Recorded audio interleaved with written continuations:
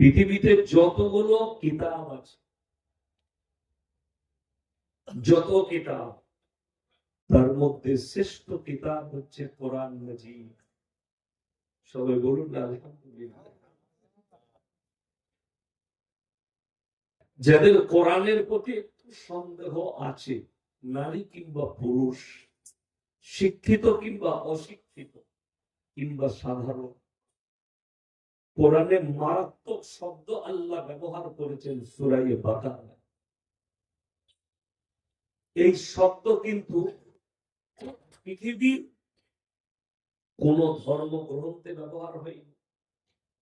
কোন মৌলবি হোক, মুহাদ্দিস হোক, কবি হোক, সাহিত্যিক হোক, সে তার কিতাবে ব্যবহার করতে পারেনি আর পারবে না কিয়ামতের সকাল পর্যন্ত। বলুন আলহামদুলিল্লাহ।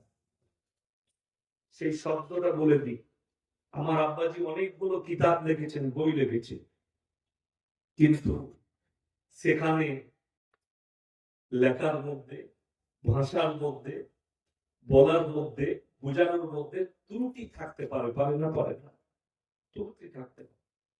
মানে আপনি অন্য কিছু বার করবেন। যেমন আমি সেদিনে বীরভূমে ছিলাম,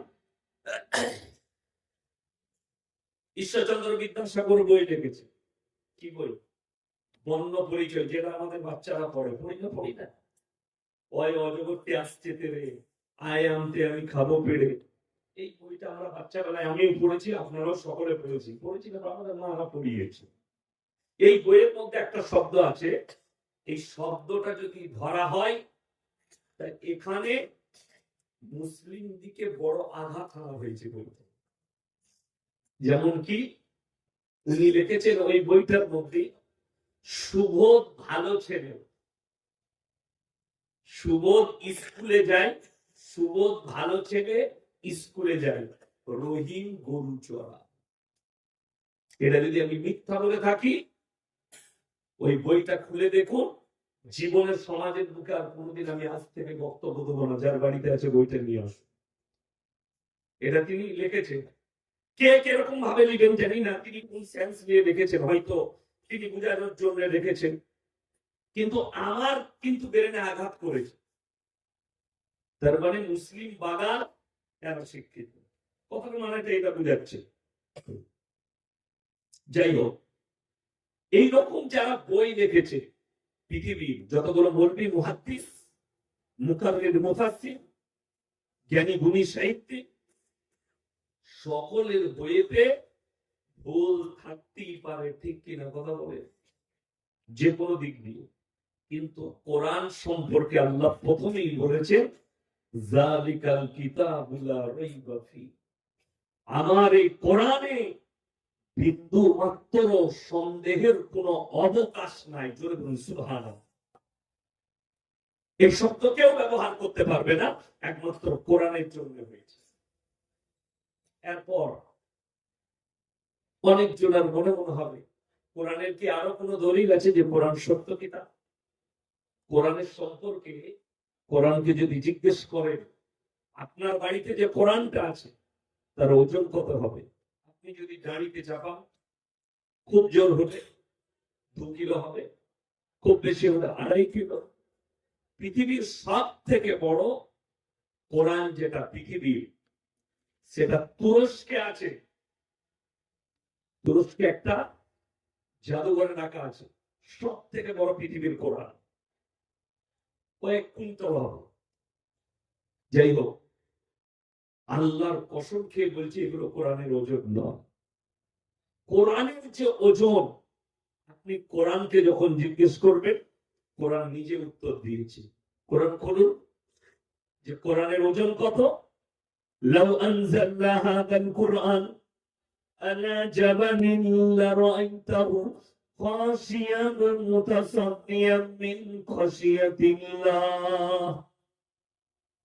আমি যদি কোরআনটাকে পাহাড়ের উপর অবতীর্ণ করিতাম, আমার ওজন, কোরআনের ওজন পাহাড়ের নিবার ক্ষমতা নেই, চূর্ণ বিচূর্ণ হয়ে যেত। আমি উম্মতে মুহাম্মাদীকে দান করেছি। জোরে বলুন সুবহানাল্লাহ। ভালোবেসে উম্মতে মুহাম্মাদীকে দিয়েছি। আর যারা ভাববে এই কোরআনটা শুধু মুসলিমদের জন্য, তারা ভুল আছে। গোটা পৃথিবীর মানুষের কল্যাণের জন্য, যেরকম সুবহানাল্লাহ, যারা হিদায়াতে আসবে তাদের জন্য এই কোরআনে উপদেশে ভরা আছে।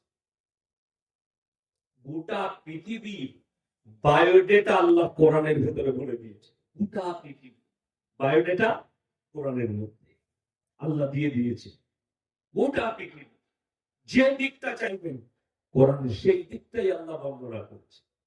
পারিবারিক দিক, সাংসারিক দিক, অর্থনৈতিক দিক, রাজনৈতিক দিক, যে দিকটা চাইবেন কোরআনের সেই দিকটাই পৃথিবীতে বর্ণনা করা হয়েছে। আপনাকে খালি খুঁজে বার করতে হবে।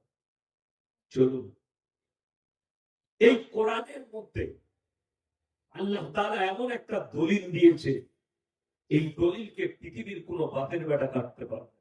এখানে যদি কোনো মাস্টার থাকে, ডাক্তার থাকেন, প্রফেসর, ইঞ্জিনিয়ার থাকেন, আমি অনুরোধ করব এমন একটা ছড়া নিয়ে আসুন, এমন একটা গদ্য নিয়ে আসুন, এমন একটা পদ্য নিয়ে আসুন যে পদ্যের মধ্যে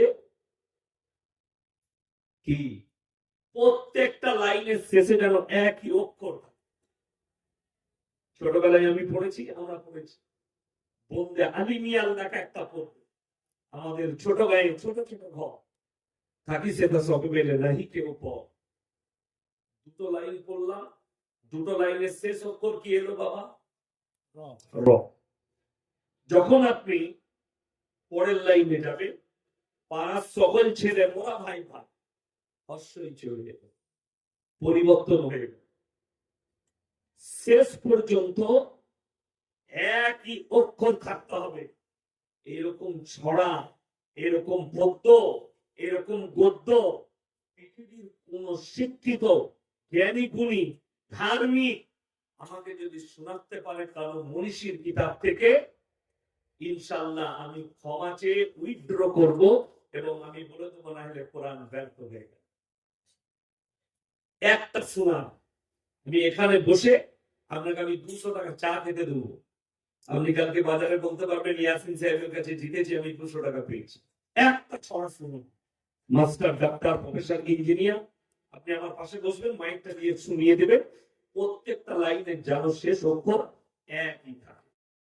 কেউ যদি বলেন এরকম কি কোন সূরা কোরআনে আছে? অবশ্যই আছে, জোরে বলুন আলহামদুলিল্লাহ। যদি বলেন কোথায়? 30 পারা। ওয়াশ-শামসি ওয়া দুহাহা ওয়াল কামারি ইযা তালাহা ওয়ান নাহারি ইযা জাল্লাহা ওয়াল লাইলি ইযা ইয়াগশাহা ওয়াস সামাই ওয়া মা বানাহা ওয়াল আরদি ওয়া মা তাহাহা ওয়া নাফসিন ওয়া মা সাওয়াহা ফাআলহামাহা ফুজুরাহা ওয়া তাকওয়াহা। সুবহানাল্লাহ। প্রত্যেকটা আয়াতের শেষে আল্লাহ একই অক্ষর ব্যবহার করেছেন, অক্ষর পরিবর্তন হয়নি। এটাই হচ্ছে আসমানি সত্য কিতাব। চলুন, এখন পৃথিবীর সব থেকে বেশি মাথা ব্যথা কি জানেন? পৃথিবীর বেঈমান, কাফের, ইহুদি, নাসারাদের মারাত্মক মাথা ব্যথা হচ্ছে দাড়ি, টুপি, মাদ্রাসা, মসজিদ, ইসলাম, কোরআন, আল্লাহ, রাসূল। এইটা হচ্ছে মাথা ব্যথা মারাত্মক ভাবে। আমার 1 লাখের বেশি জলসা ছুটছে, 1 লাখের বেশি। একটা জলসা যদি কেউ ক্লিপ বার করে আনতে পারে, একটা ক্লিপ, ছোট ক্লিপ, ইয়াসিন সাহেব কারো দেবদেবীকে গালি দিয়েছে, কারো ধর্মকে গালি দিয়েছে, আমি জীবন আর সমাজের মুখে বক্তব্য দেব, চ্যালেঞ্জ। শুনলেন আপনারা মুসলমান ভাই, কোরআনে আল্লাহ বলেছেন তোমরা কারো ধর্মকে, কারো দেবদেবীকে গালি দিও না। এটা কোরআন। সে তোমার আল্লাহকে গালি দিয়ে বসবে। কিন্তু দুঃখ লাগে,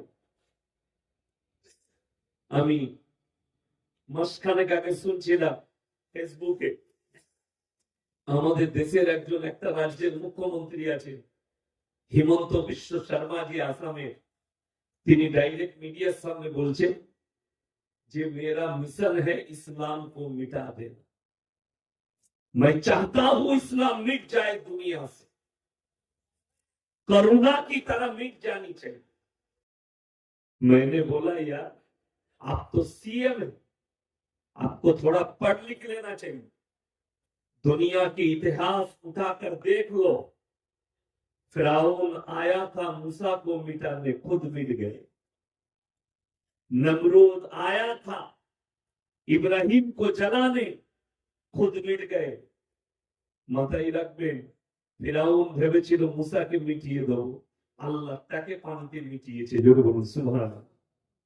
নমরুদ চেয়েছিল ইব্রাহিমকে আগুনে জ্বালাবো, কিন্তু নমরুদের জানা ছিল না যে আগুন শুধু নয়, গোটা পৃথিবীর কন্ট্রোল আমার আল্লাহর হাতে। জোরে বলুন সুবহানাল্লাহ।